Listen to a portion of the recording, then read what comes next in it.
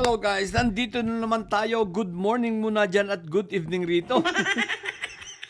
Guys, napuya tayo kagabi no sa pagla-live pero ganun pa man kahit puyat, ang sarap pa rin ng gising. Kumbaga kaunti lang ang tulog pero deep sleep naman no. Paano ba naman hindi natin magiging masarap ang tulog? Isipin mo, nakakulong na si Mike Diferensya, nakakulong si Marco Tae. Tapos ang saya ng naging Senate hearing sapagkat nakita mo ang bobo at nakita mo rin kung sino ang tanga. At lahat ng yun, yung bobo at tanga, matik, di nandito sa may sayad block, ano? So, kitang-kita natin kitang-kita natin kung talagang kung bakit kinakailangan talaga na ang political dynasty na yan ay talagang mawala. Bakit? Kitang-kita natin ang halimbawa ng epekto nito dito sa magkapatid na may sayad, di ba? Parehas panggulo sa Senado. Iniisip ko nga guys kagabi habang pinapanood natin, habang nasa live tayo, no? Iniisip ko lang, what if si Marco Tae ay hindi pa nakukulong? Ano kaya ang magiging sitwasyon? Palagay ko, Diyos ko po, Rudy. Baka hindi matapos baka hindi matapos. Dahil lahat na lang ay tatanungin nung kada minuto tatayo yung hinayupak na yon. 'Di ba? At magbibida-bida.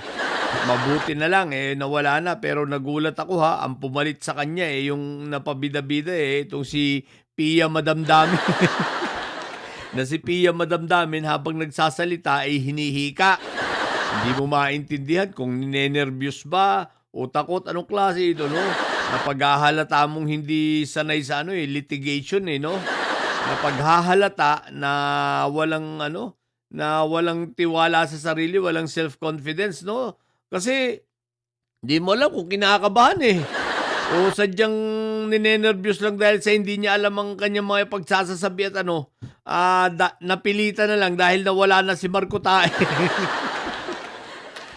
So, yung parehas yung dalawa, si Auntie Petra, isipin mo, tumayo pa si Robin, Si Kambing Nana, isa pa ito. So, nakakatuwa naman yung mga pangyayari at pangitang-pangita na. Pero guys, ito ang highlights. Ito ang highlights nung impeachment kagabi, no? Ang pinaka-highlight nun, siyempre, bukod sa, si Quick Melt na nga ang presiding officer, ito ang pinaka-highlight. Nakita natin ngayon na magsalita, nasukat natin ang talino kahit papano, no? Initially, nasukat natin kung gaano ba kagaling itong si Miss Tapia. Itong si Miss Tapia, ito na pala yung pinagmamalaki nila na attorney, na abogado, na kumain daw kay Kong Luistro. Mapapawat na hig ka na lang Habang pinapakinggan mo pangitan-pangitan na ang level napakalayo. Doon pa lang sa anong tawag rito? Opening statements. Ang layo na. Habang si Kong Luistro, tingin ko, outline lang ang dala para sa kanyang opening statement. Itong si Miss Tapia talagang binabasa. Diba? So makikita mo ang difference. Yung difference na yung isa nagsasabi ng mula sa puso, no, mula sa damdamin, at yung utak ay buo, alam mo yung paglilinya ng mga sentences niya, no? Itong isa, umaasa sa pagbabasa. Diba? At hindi lang yun. Pagkatapos ng mga opening statements, diba? Pati yung rules, mukhang hindi alam. Napaghahalatan tatanga-tanga at higit sa lahat, galit. Kaya binara ni Congressman Shell Jokno, no? Hindi niya alam ang rules, Hindi niya alam ang rules ng Senado, rules, o kahit na siguro sa nasa kongreso ka, no? Hindi rin niya alam ang rules, na kinakailangan, wag kang magdirektang magtatanong o wag mong direktang tirahin yung kadebate mo kundi kailangan mong idaan sa presiding officer, 'di ba? Ang tanong ko, iyan na ba 'yun? Alam nyo guys, nung marinig ko kasi nung una dati nung marinig ko yung mga lawyer nito, ni may side, mga Narbasa, Fortun,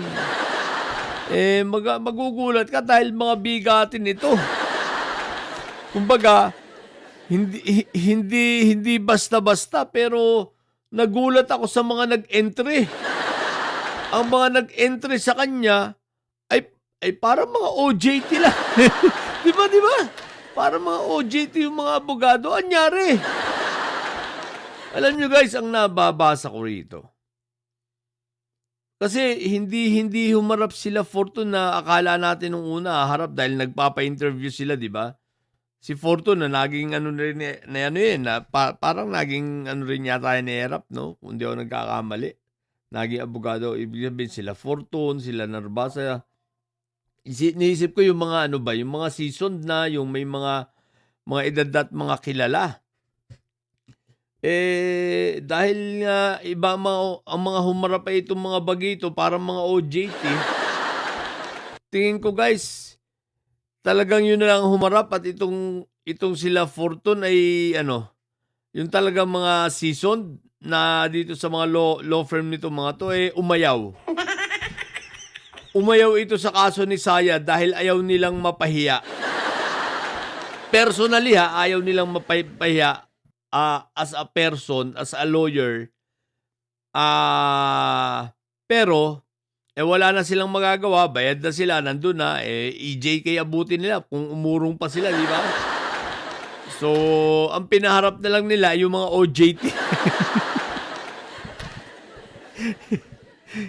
Kasi hindi talaga nila kayang ipagtanggol si Sayad. Kita mo doon sa style nitong si Miss Tapia kahapon.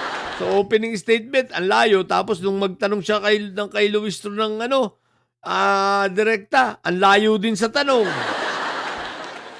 'Di ba? Ang layo dun sa ang layo dun sa nabanggit ni Luis Tro, kumbaga hindi align.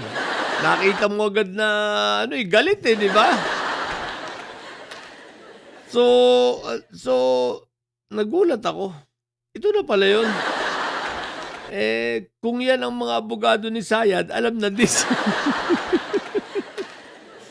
May paglalagyan, Diyos ko po, Rudy. May paglalagyan si Inday Sayad rito, di ba? O pagpalagay mo na kulangin man sa 16, pero ako naniniwala mukhang sa huli ay magbobotohan yan, magvo-voting yan, mukhang babaguhin nila ang base, no? Mukhang magkakaroon ng changes ng motion na ang base ay gawin dun sa kung sino yung nandoron, yung present at able na maka-join. So wala yung tatlo, ibig sabihin. So the base will be sa 21. So, tingnan lang natin na mga susunod na pangyayari, masyado pang maaga para para isipin yan ngayon. Kung mangyari yon, tatakbo ang iba ngayon sa Supreme Court, di tumakbo na sila sa Supreme Court. Siguro pagtakbo na sa Supreme Court, wala na si Sayad. Diba? What the heck? So, yun lang, nakakatuwa naman. So, papasok muna tayo. What the heck? Hanggang ngayon, natatawa ako. Yun na pala yung abogado sa'yo. Mga didilis. Yun na ba yung abogado nyo? Diyos ko po. Tapos sasabihin, yung pala yung, nanlamon daw kay Kong Luis Tro. Nanyo? What the heck? Tawa ang putik. Yun lang sa mga bobong didilis at may sadya na nyo. Ang tatay nyo ay preso. Ang BP nyo ay bobo. Manatili kayo mga bobo at may sadya sapagkat ang may saya dahil laging high blood. Bye!